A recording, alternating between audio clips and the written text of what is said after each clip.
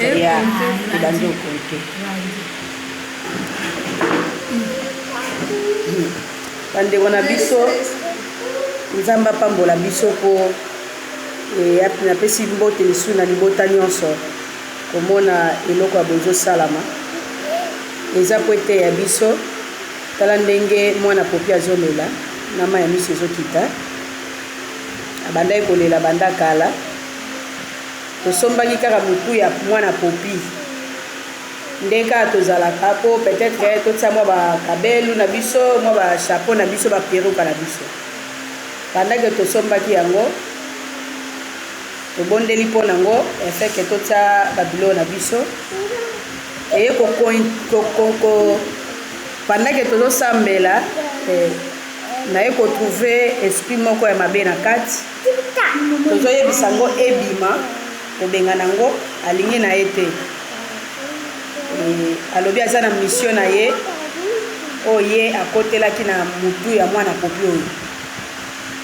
alors lokola boyaki kobima totiki ye mpe mais na maloba moko etanke mosala nzambe nalobaki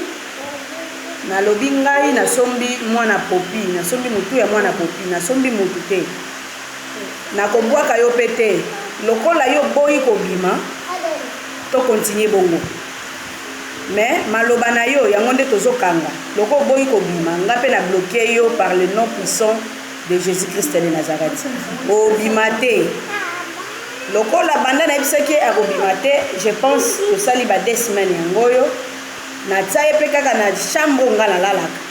nalobaki nasombaki mwana popi okozala mwana popi lokolo boyi kobima na nzoto oyo okozala yo nanga kaka bongo me nga mpe nakoutilize kaka motu oponga nayebi eza mwana popi de repente lelo na ntongo nabimi na ya kozonga nakuti yango azolela je pense bozomona mai miso ezokontinue kokita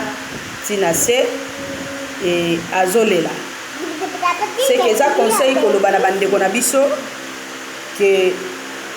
eloko nyonso kosomba ifo bondela babiloko oyo ekreele bato baproblème ebele na vie moto amoniki asombi na ye ka motu oyo mpo autilize yango mpo asalela baperika na ye mpo asalela makambo na aza nango mposa me nzoka te eloko sombi eza na baesprit oyo eza kati nango omona moto azalaka sérieuse akomobulu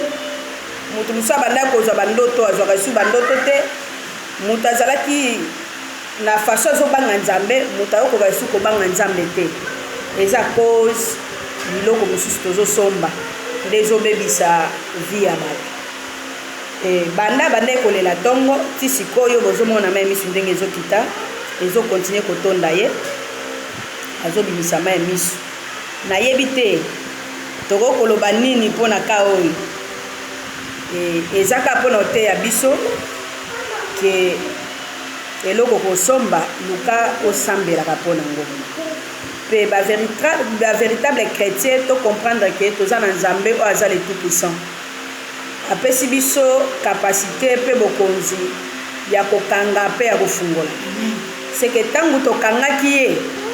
abima aboyi kobima nalobi lokola yo moko olobi obima te nga mpe nazobloke yo par le nom puissant de Jésus-Christ de Nazareth c'est que puissance ya kombo ya Yesu nde bloqué ye amoni sikoyo akomi étouffé azokoka lisu te ndo bomoni azobimisa mai ya miso oyo c'est que ezolakisa ke tant Bible elobaka ke nous sommes plus que vainqueurs par celui qui nous a aimés ezalaka baventure te tozalaka bavainqueur tala mongunya ndenge azolela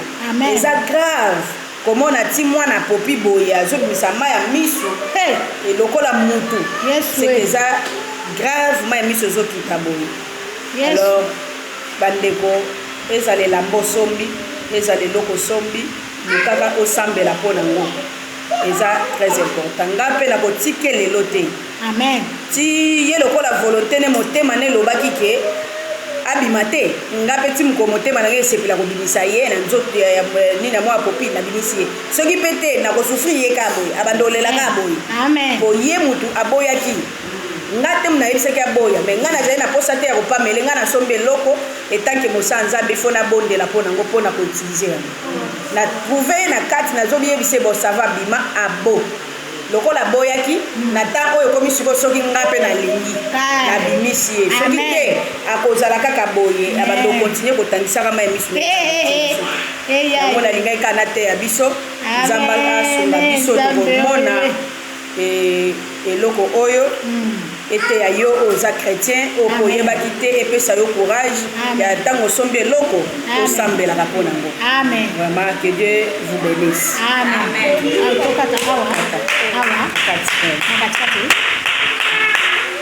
Amen.